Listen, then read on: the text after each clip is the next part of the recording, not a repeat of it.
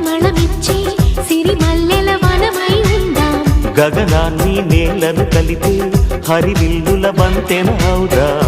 ఆనందం అంటే అర్థం మనమందా, ప్రతి పూట పాతై సాగే హుషారు సరిగమలో.